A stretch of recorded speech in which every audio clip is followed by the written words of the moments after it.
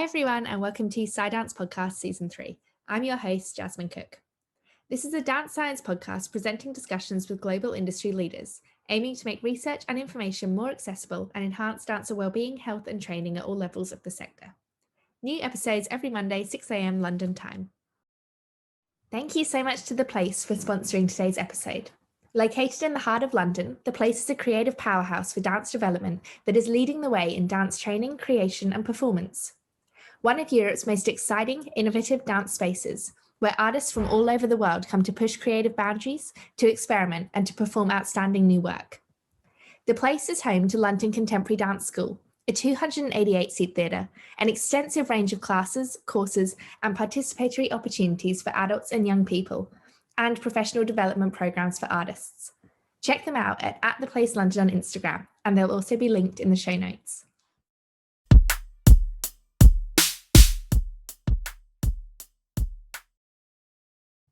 Hi, and welcome back to Dance Podcast. So I'm here today with Nicky and Steph, who you'll be able to see, hopefully, if this makes it onto YouTube or onto the socials. Nicky is a medical doctor with clinical and research experience involving high-performance dancers and athletes spanning 30 years, which includes international attachments in Australia and Switzerland and ongoing international collaborations. And she's also a lifelong dancer herself, still taking at least 4 classes per week. Both Steph and Nicky are qualified medical doctors. Steph now specialises in the treatment of low energy availability and relative energy deficiency in sport, and is also an active researcher alongside her clinical work. And you might know her from her educational hub, Oz Dancers Overseas, which I'll link below, but you can find on Instagram. I don't know if either of you have anything to add. You can also listen to Steph and Nicky in season 2, which gives the basics of this episode that this is kind of a part 2 to it. But I don't know if you have anything to add on your bios, either of you. I think that's about it. We're doctors and we're passionate about dancing ourselves, and we're here to try and make sure every dancer reaches their full potential, healthy full potential, whatever their ambitions are. I think that's pretty much it, isn't it, Steph? Absolutely. I think the only thing we would need to add, just for clarification, I'm a registered sports nutritionist as well, because there's so much, buzz around, like, are you even qualified? So yes, I am. I read just yesterday, just to throw this in, there's been a study in the UK and that actually 90% of health advice given on accounts of influencers is incorrect. So just thought that would be important to add. Make sure you're getting information from really good sources, reliable sources, so that you don't fall and stumble and fall into those pitfalls which are waiting there. So and get sick instead of getting healthy. Quite. Absolutely. So I'll link that one below, because that's definitely a good place for dancers to go and get qualified advice. But yeah, so like I mentioned, you can go back to season 2 and listen to Steph and Nicky's episode there. But today we're focusing on case studies, because we felt like this would give a really good sort of practical insight into what these cases often present as and the implications of them. So looking first a little bit in ballet, we know that ballet tends to favour a pre-pubescent body and late maturation. So I think you might have a case study for that one. Could you give us a bit of an overview about that as a field and then go into a more specific case? Yeah, absolutely. So this is a patient actually Nicky and I have been seeing both over the past couple of years, and I think there is an obsession in ballet with the prepubescent body, which we also know from studies coming from psychology. Late maturation is favored, and very often incomplete maturation is actually favored. And this is definitely a case of incomplete maturation. So it was a dancer. She was, quite talented, and was always considered to be like a good to excellent dancer. And as she was showing some signs of maturation, it was like nobody was really so worried about her. At some point, her weight was very low, and the school where she trained then was kind of paying a bit of attention that she was actually getting a bit more energy, but nobody really looked into this. Is she actually now getting enough injury? Is she getting enough energy in order to cover for all her training and all the processes in the body, the household processes, so like heartbeat and breathing and metabolism and building hormones and everything, and also is covered for growth. So kind of growth wasn't really considered, and she was getting injured now and then. And at some point, I think Nicky, it must have been in her early 20s, she came to see you, and it was quite clear she was already having a negatively impacted bone health. She wasn't feeling well overall, so mentally, but kind of in the dance world, she was still considered, or in the ballet world, she was still considered a successful dancer. She had made her way, she had gotten a job, which was part freelancer and part with the company.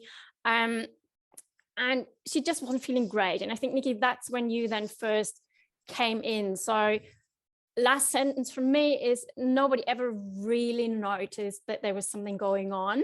And she was made feeling okay for being the way, for her physique and the way she was dancing. So everyone considered this to be like as good as she could be. But in medical terms, so mental health and physical health, she was far from okay. I think that's such a good way of putting it, Steph, because to external view, she looked fine. If you just looked at her, she was very tall and willowy, but she had some development. So she had gone through a bit of puberty, she had some breast development, and she looked like a woman, albeit a very slim and well, dare I say, thin woman. But the final step of maturation for a woman is this onset of periods. So you grow, you have some physical development, so you look more like a woman in terms of your breasts, etc. But the final bit, the sort of the full stop in the sentence that you finished your maturation, is the onset of periods. And like we discussed last time, if your periods haven't started by your 16th birthday, we give that a medical term, primary amenorrhea. So that means amenorrhea means no periods, and primary means, well, they just haven't started. So this was the thing with this dancer. As Steph says, she was getting on pretty well, and she looked tall and willowy and everything. And so everyone thought it was fine. And actually, but when you ask her, when she's like 20 or whatever, and it's like, my periods haven't started, that is a big warning sign that the body internally is definitely not happy. Yet, like Steph was saying, in the dance world, often that is encouraged, looking slightly young. But actually, if we think about it realistically, there are no principal dancers that are 12-year-olds for a reason, because physically they are not strong enough. And also mentally, they're not mature enough, because these hormones we're talking about in women and associated, the estrogen, etc., of course, for bones, but also actually for maturation of the brain. That's what makes the difference between men and women, by the way. In puberty, it's the testosterone or the estrogen, depending, that's what makes us different. And that is included in the brain development. So although the irony of this whole situation is, although in the dance world there is this culture maybe that, to look like you're very young, is a good thing. Actually, it's not, because you're not going to reach your full potential, like you say, Steph. You're just not able to cope with that. You wouldn't be able to. So it's just literally stunting your development in all senses, in terms of maturation, medical maturation, and also in terms of your growth and reaching your full potential as a dancer. So I think that's really what we're describing in this particular dancer, Steph. Yeah. Yeah, and I just wanted to say, we were just discussing how she actually got to recover and be healthy again. But just to add to this, if you ask her now, a couple of years later, how she was feeling back then, she would always say she was feeling horrible because she was feeling incomplete. So it is not just, I think it's important also to emphasize, it's not only us saying she wasn't healthy, it was like looking back now, being healthy, she would tell it, anyone and everyone, I wasn't feeling healthy, I wasn't feeling complete. Yeah, very good point. But you don't realize that often until you reach that point. But listen, the thing is, we have to acknowledge that puberty, for anybody, dancer or not, it is a challenging time, isn't it? Because you're a child and then you go through and now you're an adult. That's actually pretty scary, isn't it? right? And everyone will remember back when this happened to them. It's like, actually, that was quite, a challenge. Your body's changing. It is a confusing time. But put on top of that, the pressure of being a dancer and all, I think I meant to stay looking childlike. So there's two elements to it. It's a natural thing. So we have to accept that. That's part of life. It is a challenging time. Just at the other end of the extreme of life, menopause is also a challenging time. They're just different stages in your life. So that's number one. You have to that's the way of it. But also as a dancer, you have to remember this is actually a necessary process to go through in order to become a long-term successful dancer. You might have short-term gains and be called up for some performances, but actually, as we're going to discuss in other case studies, in the long term, it's not going to work out. Absolutely. And then she came to see you because I think she was getting worried about not having had her period, but it was at the same time where it was already becoming clear that she was affected by osteopenia, which we have discussed in season 2 as well. But this is like a preliminary stage, and then you progress to osteoporosis afterwards. So it's not like healthy bone and then it's osteoporosis, or what comes in between is osteopenia. And I think that was the moment when she came and saw you for the first time, right? So having those facts, also it's like, well, you can't deny the facts of a DEXA, a bone scan, to show that your bone health is, even though you're 20, it's, it's not a great deal better than mine. And I'm a lot older than that, shall we say. So, that's a wake up call, isn't it, for a dancer? I mean, your bones, you need, obviously, clearly you need strong bones. And it's horrible when dancers get stress fractures and it's a serious injury. So I think, sometimes it does take that wake up call. Fortunately, this particular dancer hadn't actually had a stress fracture yet, but these are all the motivations why she, with Steph's guidance, was able to turn things round and really, get to grips with what was going on. And the brilliant news is, Steph, I'll leave that to you. Yeah, she's recovered. So we can definitely say she's recovered right now.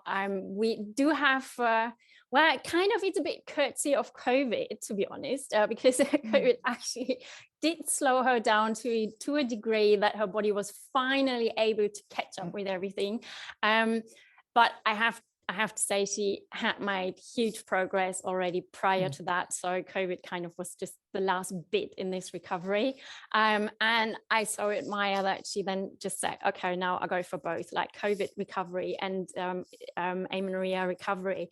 And she did make it, and she's now back and back dancing, back teaching, and her periods. Yeah. And she's now got periods, even at a later age. Listen. Yeah. It would have been better if they'd been earlier, but listen, we're not complaining. So that is really, now she has completed and she feels complete, literally. And her body, that is the sign, like you say, Steph, it's the monthly free medical health check for women. If you have a regular period, you can be pretty reassured that everything is right, is correct inside. And that is pretty, that is fantastic. And she's obviously delighted about that. Now she feels she is complete, literally. And as you say, now she's got these female hormones, and lo and behold, she feels better and mentally, physically, everything. So it's all fallen into place. But that's not to underestimate that was a journey, a tough journey for her, wasn't it, Steph? And she had to combat various, I'm going to say prejudices, I'm going to use that word, along the way. That, actually, you look great, you look skinny, you look underdeveloped, literally, in maturation wise. So she had to overcome all of that, those uninformed and incorrect influences around her. So it's absolutely an amazing story, and I hope this gives for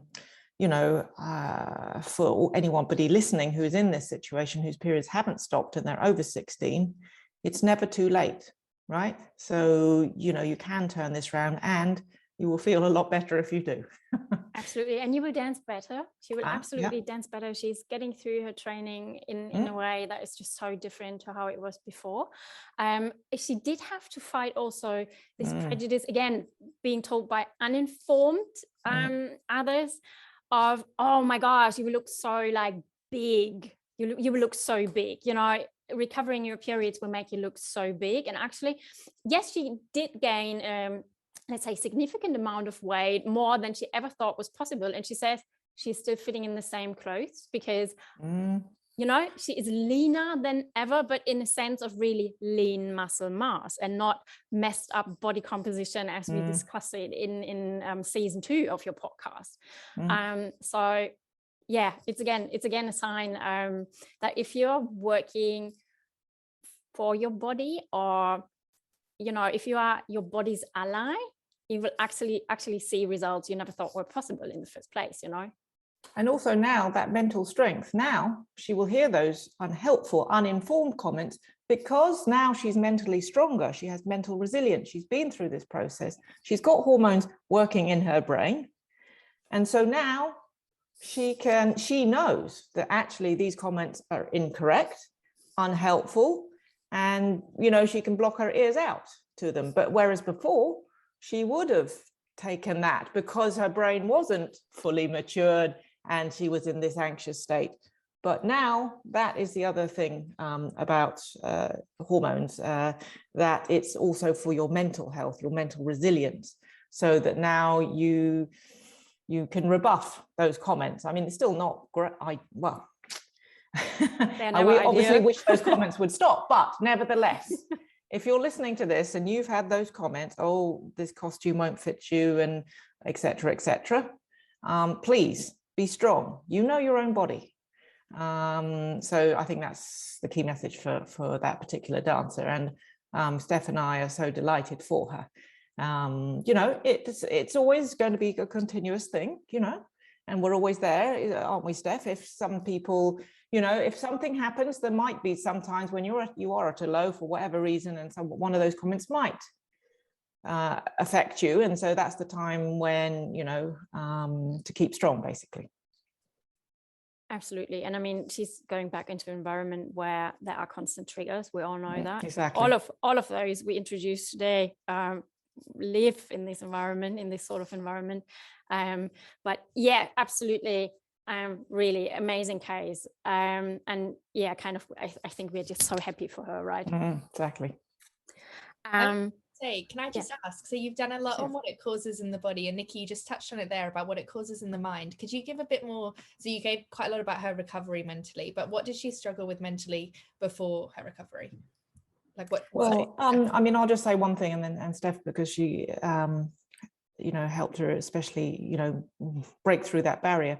So I think it goes back to what I said, that hormones, the sex steroid hormones, so in women we're talking mainly about estrogen and progesterone, and men, of course, the testosterone, which start to increase with puberty. You know, of course, they're for bone health and physical health, cardiovascular health, soft tissue strength, etc. But actually, lots of people don't realize they're really, really super important for the brain. They're part of the neurotransmitters, how our brain works and how it's wired, basically, and our mood, right? So if you don't have these hormones on your side working for you, it's going to make you very vulnerable. It's going to make you sad. And also it's going to be difficult for you to make really good decisions. So for example, when you do have these unhelpful, ill-informed comments, your brain isn't wired literally to cope with them. And so you kind of believe them, if I can put it that way. So that's why it's so important for mental health. Steph, I'm sure you want to add some more on that. I mean, you pretty much said it. So there's the cognitive part, the decision-making part, and definitely being in this low energy availability, also part of her brain, especially the prefrontal cortex, the amygdala and the hippocampus, which have most receptors or stress receptors in the brain. They were kind of these receptors were constantly blocked, which also impairs like rational decision making. Yeah, definitely she was feeling quite low.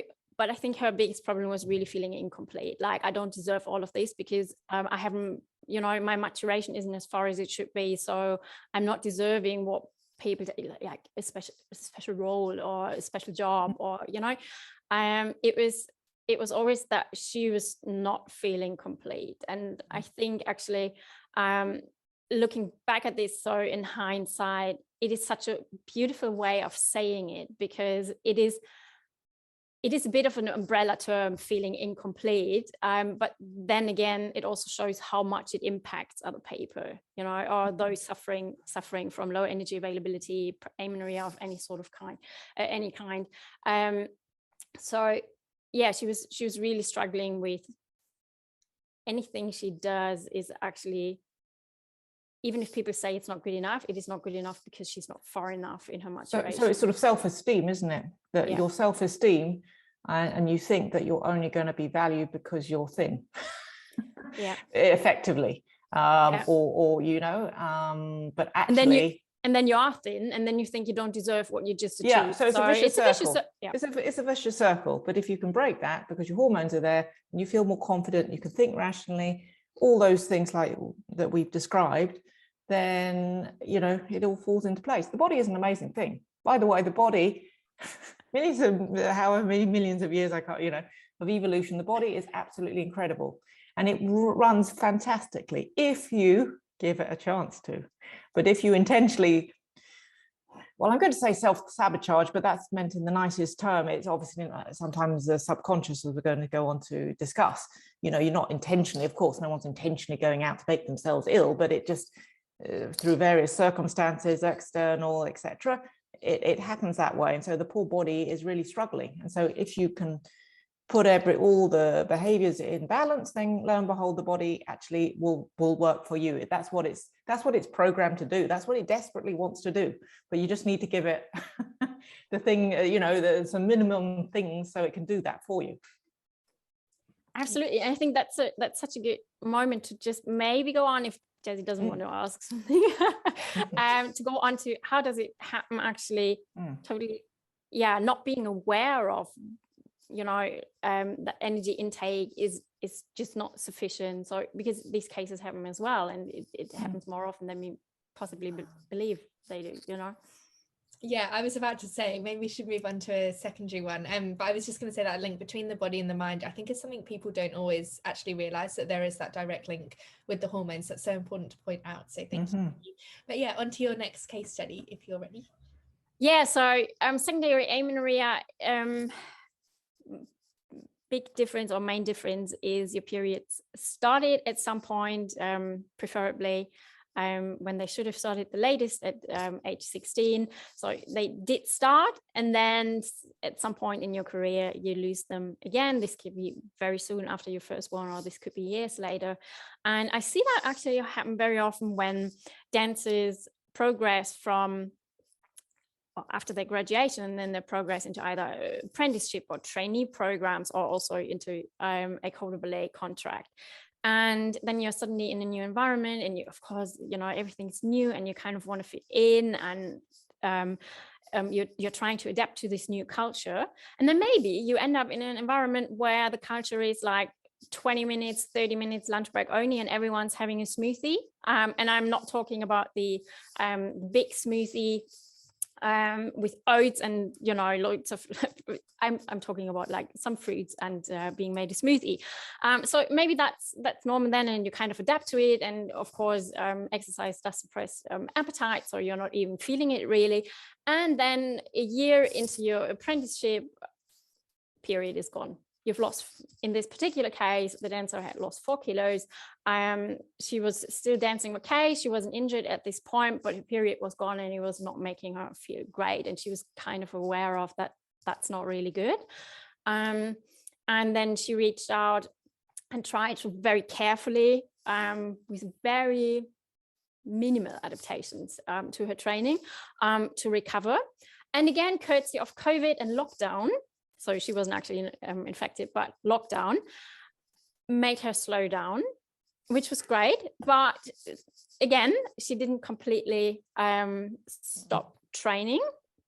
She did some sort of exercise. There was a lot of yoga, and then some higher intensity into training included. And she was working on the timing of the food. She was working on trying to increase the portion sizes, and she wasn't really having a restrictive mindset.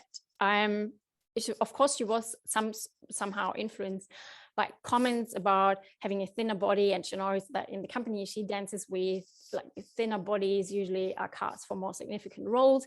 But it wasn't really hard working with her, because she was just like, oh, that's what I need to do, like kind of every session was like, oh, that's what I need to do. Okay, so, and then next session you would get the feedback of, I managed this, I managed to implement that. And nevertheless, it took her almost a year to recover her periods. This is so hard. This is a moment I find, Nicky, right, huh? This is so hard for us, because we can never predict how long it will take for the body to recover.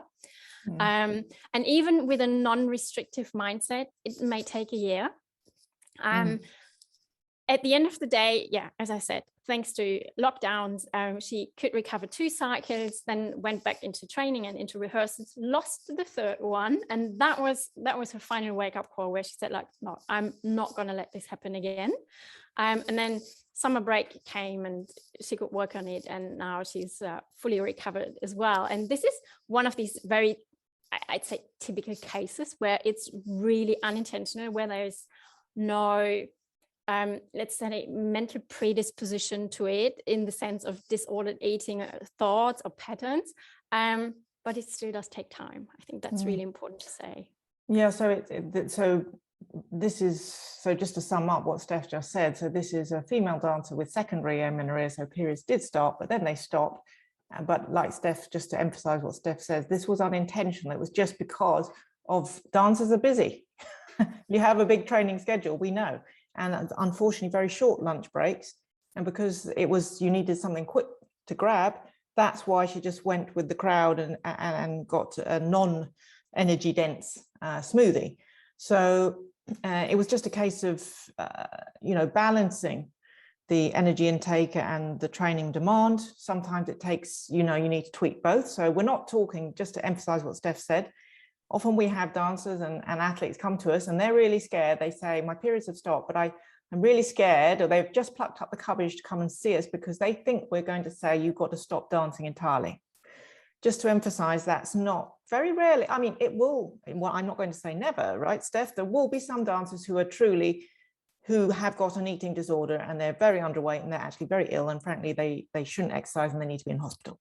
But quite a lot of the dancers, like this dancer, actually, it's just they've got the balance a little bit wrong. So it will be a case of, don't do the extra stuff. You're already got a packed schedule, so don't do extra training.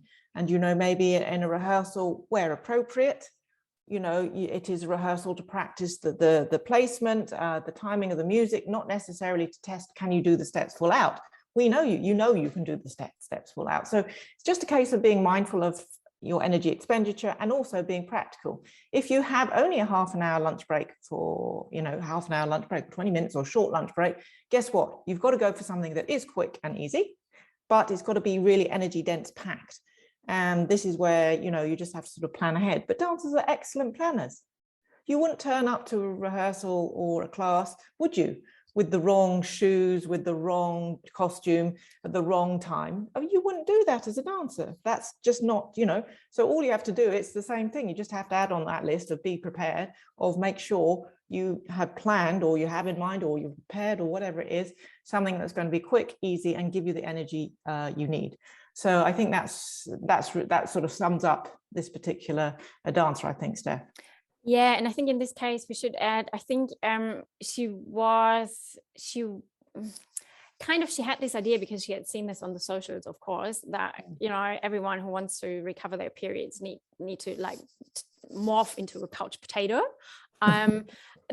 Because that's when you look at those accounts, that's actually really what they say. You've got to go all in, and otherwise you will never recover. And honestly, actually, I've had even primary healthcare professionals, like primary GPs and so say that, and just before patients have even spoken to me, they were already given HRT, so hormone replacement therapy, because the GP, or in this case I think it was an orthopedic surgeon, they would say like, oh, with your job you'll never recover your period, like, yeah, are those hormones? Yeah, I know, I see you, Nicky. It is so bizarre messages that dancers are being told. They are so bizarre.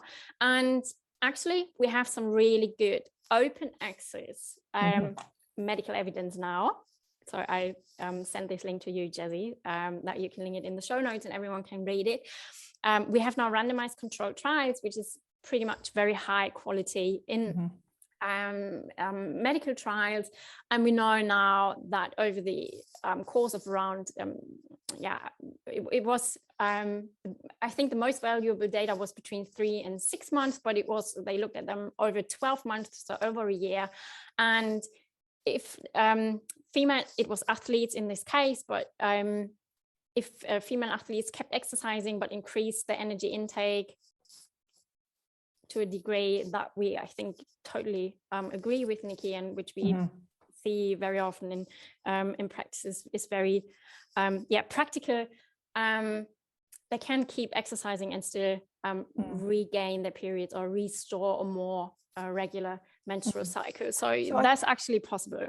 Yeah, so I think, Steph, it goes back to what we said earlier on, that having periods is normal physiology, which has been established over millions and millions of years of evolution. Yeah. So if someone says to you, being a dancer is not compatible with having periods, that's total, I'm sorry, I have to be absolutely blunt, that's incorrect information.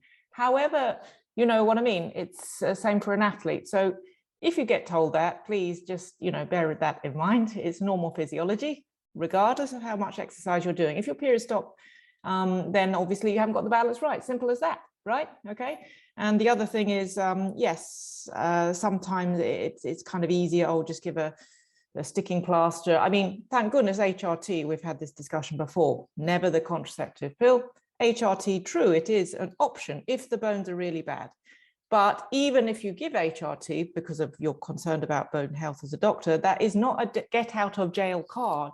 That still means one has to address those issues of getting the right balance of training and nutrition. So if you are offered HRT, good, and it's not the pill, hurrah, but also just be aware that that should be in combination with advice about to restore your own periods in the long term. The HRT is just a short-term measure just because you're worried about your bone health.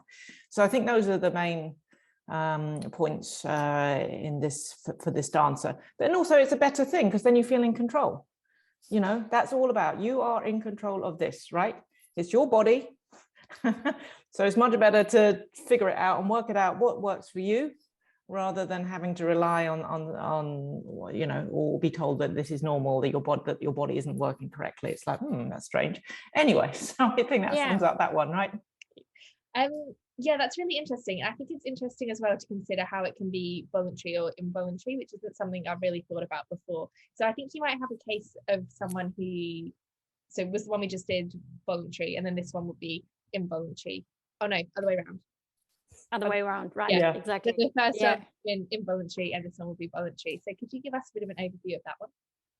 Yeah, so when we talk about voluntary low energy availability, we don't talk about voluntary secondary amenorrhea, but we talk about like voluntary low energy availability. So this comes along with the idea, so kind of a mindset, a more restrictive mindset of my body's not right for dance. I need to lose some weight. Very often, I would say probably 100% in their biography, you will find that they have been told to lose weight, or thunder thighs is a very common term that kind of triggers unhelpful thoughts about food and the body. So it is definitely something to do a lot with body image, but again, also self-worth and self-esteem. And this is, the cause is mentally. So it is not really about the food. It is about this, I'm not right. Be that me as a person, as a character, I'm not right, or my body is not right. And so we talked about the spectrum of healthy eating, disordered eating, eating disorder. So kind of you can glide on the spectrum over the course of a year or 2 or 3. But every now and then, just dancers get stuck in an eating disorder. So this idea of, okay, I can't control my teacher saying I have thunder thighs, but I control how much I eat. And then maybe I control that she's not going to say that again. This sort of idea, which is why we all need to be so careful about what we say and how we say it, and why we also advocate so much for not to comment on someone's body, because you never know what's going on in them, particularly not when they are younger and have zero coping skills. Steph, can I just quickly say one other thing? So it's definitely the expression, you know, talking, but it can actually be non-verbal things. Right. So if you're in the class and you know, you feel you're not getting corrections, or you're not getting it, you know, corrections, or you're not getting chosen for parts, yet the person standing next to you at the bar is getting the corrections and the parts, and she is a lot thinner than you, that can be a non-verbal thing that the person could interpret, which actually, on the one hand, it could actually be correct that is a bias and that isn't great, but actually it could also be your interpretation of it. Because if you're very sensitive to feel your self-esteem, it's a competitive world, we have to accept that, dance, right?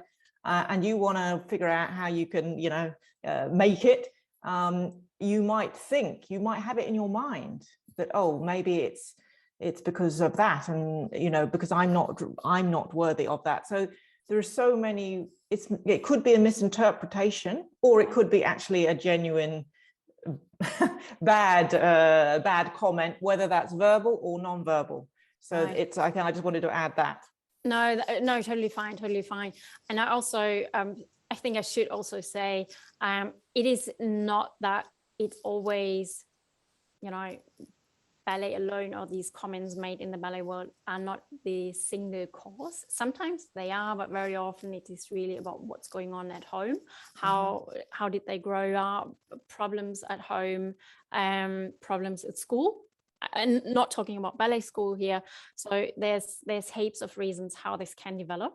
But all of this in common is that food is just a tool to try and grasp some fake control, because there's no control in this, but some fake control of life. And so any sort of eating disorder in this case that we're discussing now, it was actually anorexia nervosa. So this means the dancer tried over the course of a couple of years, she tried to reduce her food intake more and more and more and more, and would increase her exercise even more. So in order to just, you know, increase her energy expenditure per day and make this gap between energy intake and energy expenditure even bigger.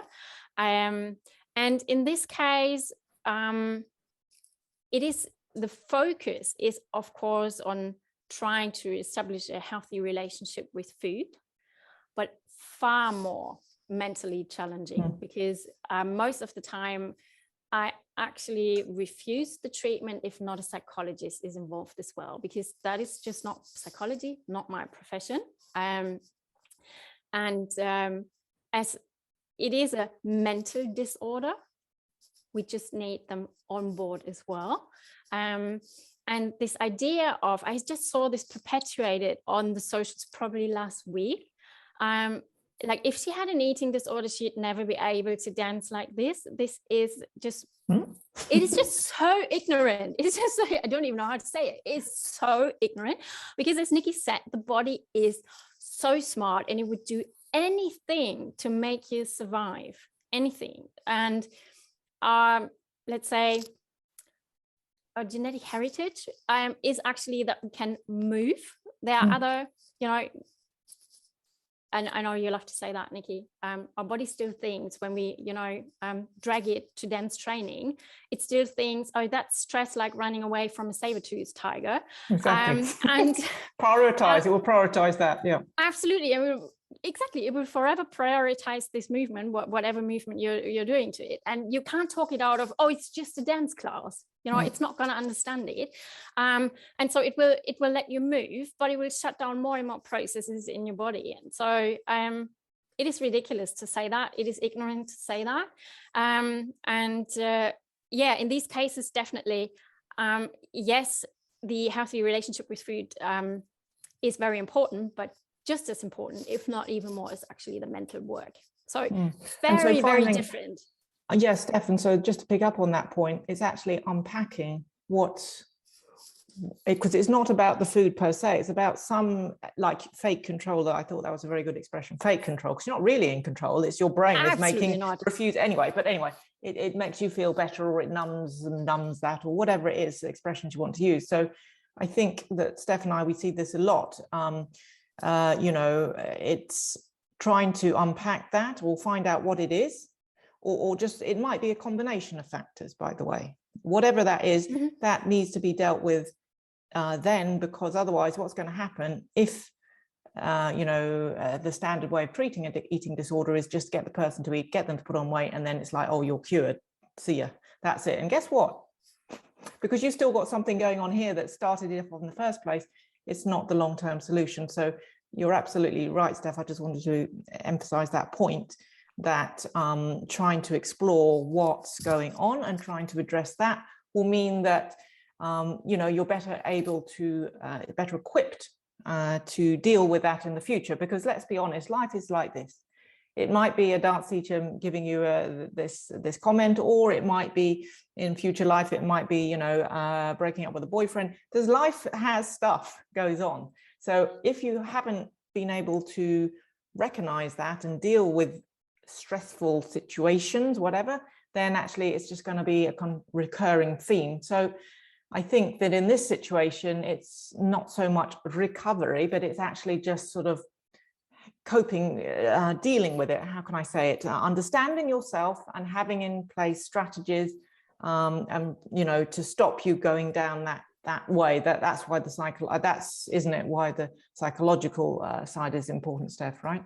Absolutely. And I think she's really a brilliant example for that, because during lockdown, she actually managed to gain back 1 period.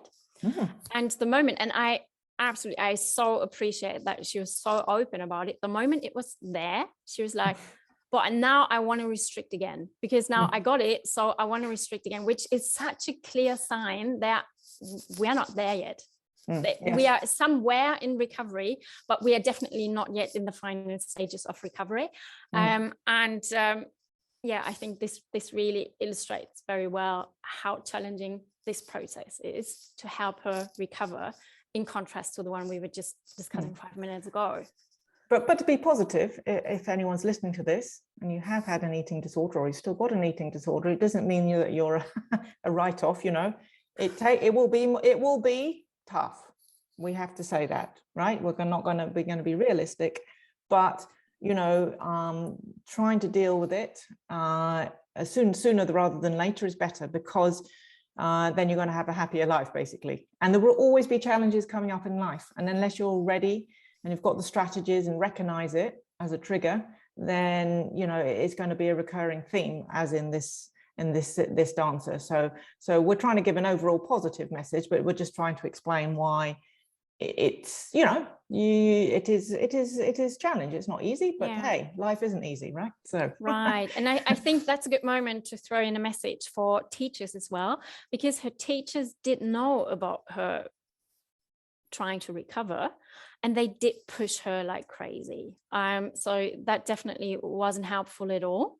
So if you're aware of this, then please try and not push them, because over exercising is one part of why recovery is not happening the way it actually could. And they don't need to be in the studio the night before they have an exam.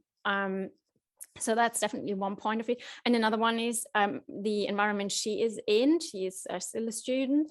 That is a very triggering one, where there are assessments of calorie intake over, I think it was 2 weeks, 10 days or 2 weeks.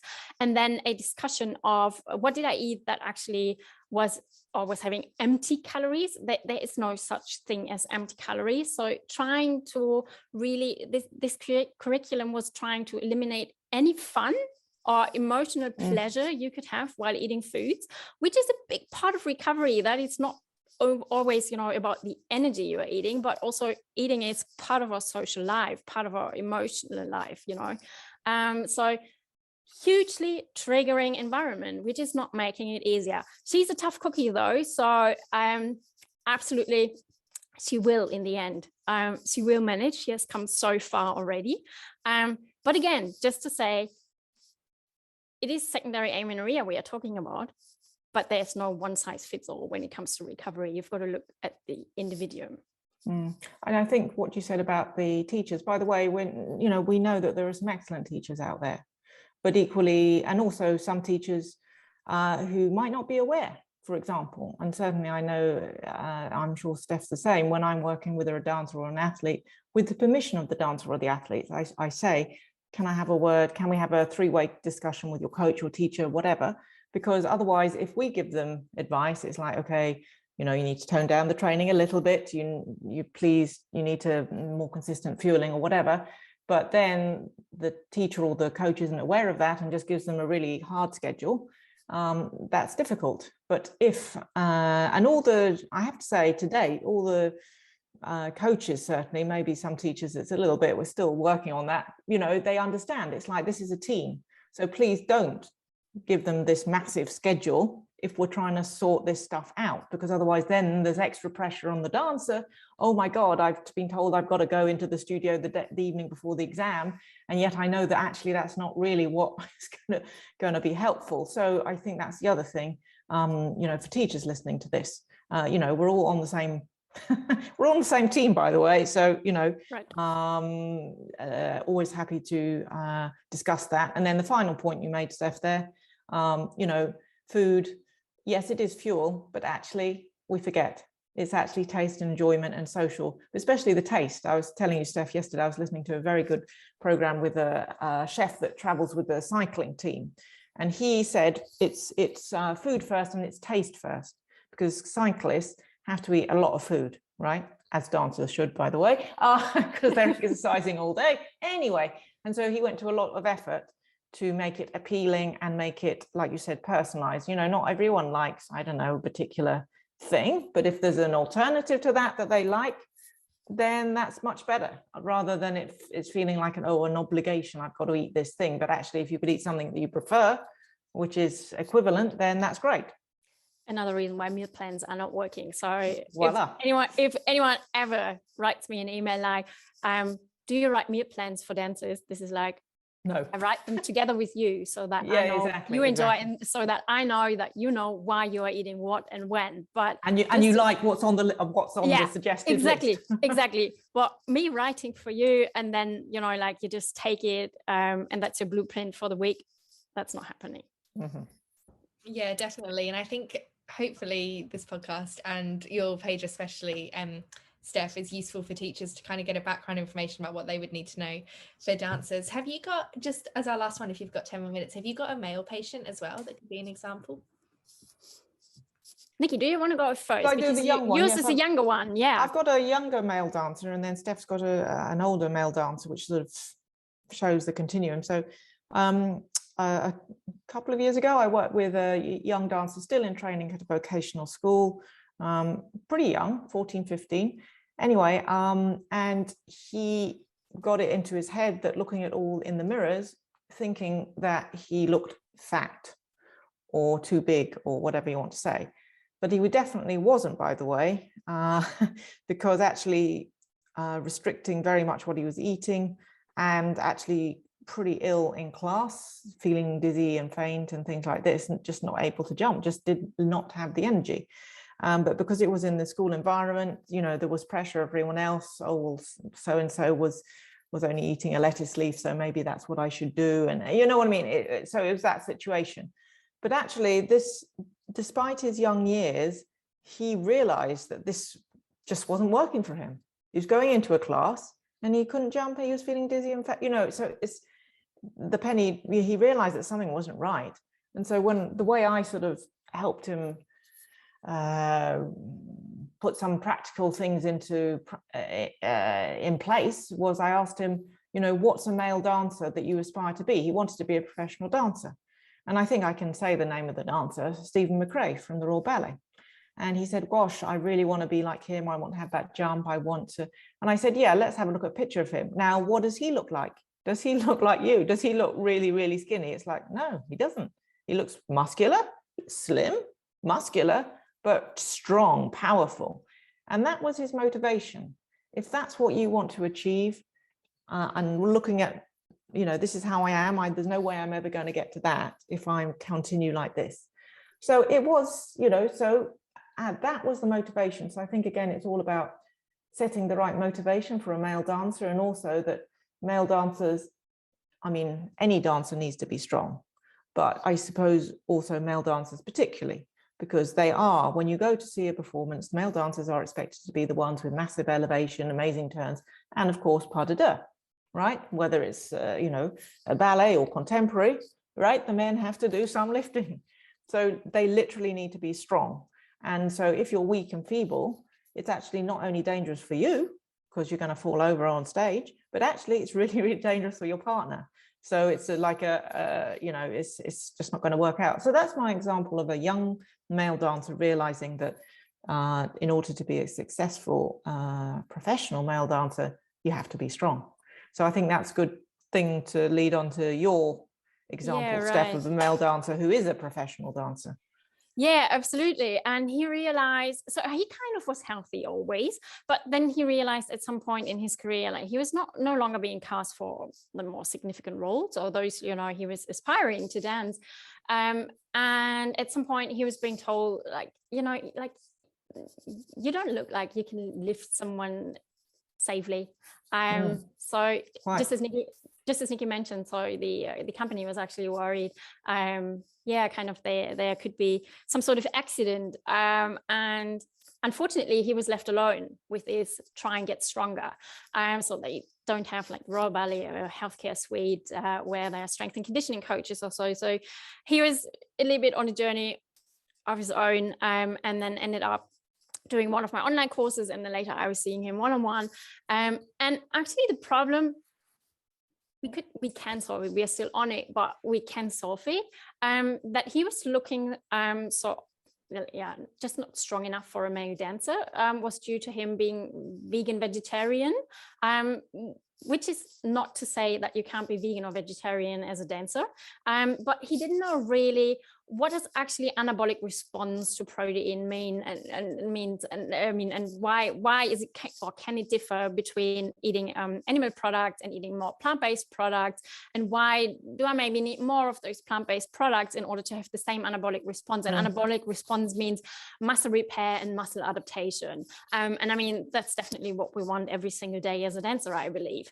And so it was a lot about the foods he was eating, the amount of foods he was eating, because on a plant-based diet, very often your stomach is quite full very early, but you haven't had enough energy actually. So it is being smart around how do you get enough energy, in these mini time slots that you're having throughout the day, and how can you still support your muscles in repairing? How can you add those protein impulses during the day so that your body has a chance to recover better than before from multiple sessions per day?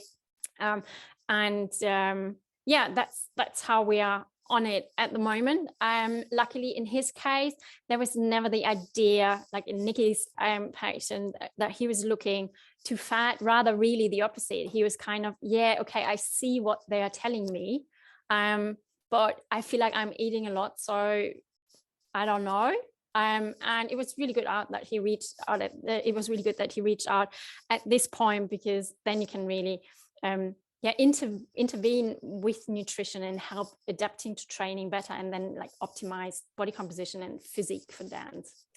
So these two male dancers are similar to the female dancers, whereas my one was more the intentional one. He was thinking that he was fat. He definitely wasn't, by the way, and thinking he should restrict and do this. Whereas Steph's older dancer was more the unintentional one. He thought that, and by the way, just to say, ethical things, we're not talking about ethical choices, but like Steph says, for, being a vegetarian and an athlete or a dancer, it is possible, but it does take more thought and more precision, because people don't realize that actually, you just have to be smart in your choices, like you said, Steph, and also be aware that these things can fill you up. So you feel, I've eaten a lot, but actually it might not have all those requirements you need. So it's a case of, so it's possible, but it does need a little bit more planning. So anyway, I just wanted to say that I think those two male dancers are the equivalent, like we were saying, of the intentional one or voluntary one, or whatever you want to call it, and the unintentional or the involuntary situation of low energy availability. In men, of course, in women, if you haven't got enough energy, your periods switch off. In men, it's not so clear cut in the sense, oh, there's a definite sign, but actually all the things that Steph described and I described, the person feels, just doesn't have energy, is feeling really tired, you know, making, you know, when I say mistakes, I mean, you know, feeling faint, not getting the steps right, and just has not got the strength. Those are the equivalent signs in a man that things aren't right with their hormones. Yeah. I mean, for them, the good thing really is they are a bit more resilient when it comes to low energy availability and the effects on the body. So as female dancers just simply react much earlier in the process.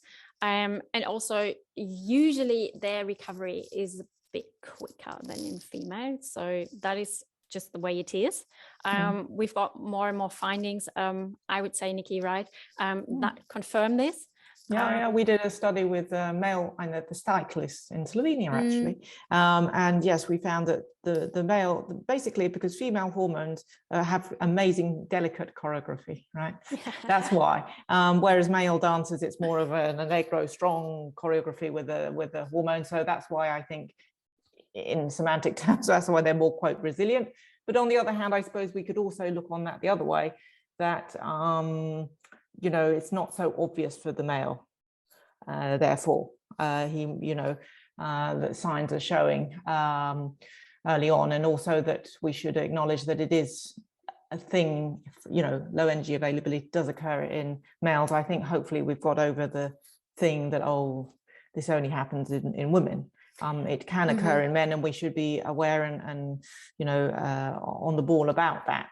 Absolutely. And we had it in our own study. There was, I think, around 33-34% of male dancers. Okay, we had a small group, but anyway, or nevertheless, we had 33-34%. Yes, exactly. Being told to lose weight. Yes, so. True. Yeah. So they're under the same pressures in some ways.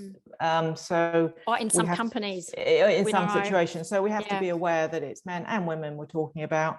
And yeah, it's basically not a good thing for your health or your performance as a dancer. There we go. Absolutely. So there are solutions, and on a positive note, but there are solutions. There are solutions. There are solutions. I mean, obviously, we're all dreaming of when a artistic director or ballet master, ballet mistress tell the male dancer or any dancer, like, oh, you're not looking like, you know, you can do pas de deux anymore, or so. That this is not the final sentence about that, because there needs to come something after that, right? Some sort of, how can we help you? Or we think you should get this sorted, and here are some sources or some contact persons, but leaving them alone with this, I think that really exacerbates how many of them are seeking help very late in the process. That's a good point. Yeah. Well, I mean, a few points on that, I think, Steph, that we mentioned our questionnaire. So a starting point, we encourage companies, schools, and individual dancers. The paper that Steph and I published has got a questionnaire, which you fill in. You can score it yourself or whoever's going to score it. And then you get an idea. Am I at risk? What's going on? So that's, so you know, is potentially there a problem. And then in terms of, you know, seeking advice, of course, Steph and I personally, we run clinics, but also there's the website that I wrote for BASEM, British Association of Sports and Exercise Medicine, health4performance.co.uk. I think that's okay to say that, because it's non-profit, open access, educational, all that sort of thing. So if you're listening to this and thinking, well, actually, maybe I want to know some more about this, then that's the questionnaire, and that's the open access website. But of course, our personal websites as well, Steph.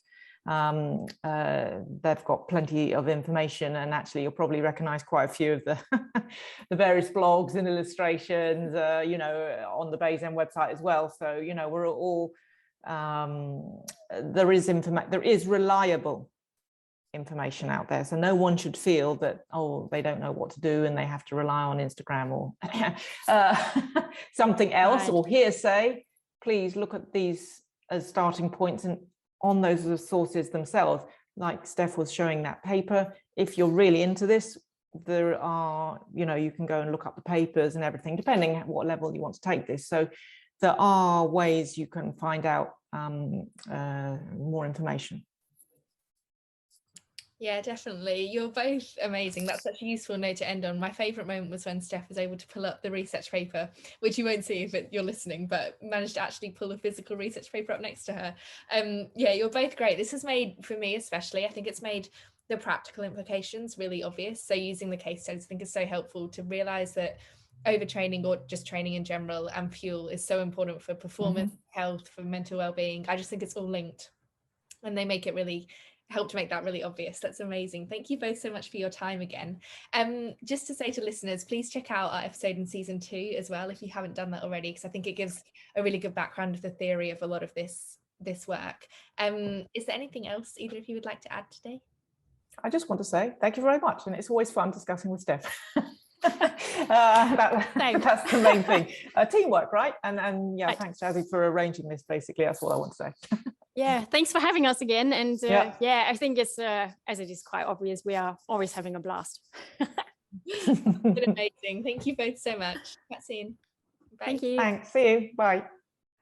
Thanks so much for listening. Tune in again next Monday, and in the meantime, follow @SideDancePodcast on Instagram. It would also be so appreciated if you have a moment, if you could please rate and review on Apple to help the podcast grow. Bye.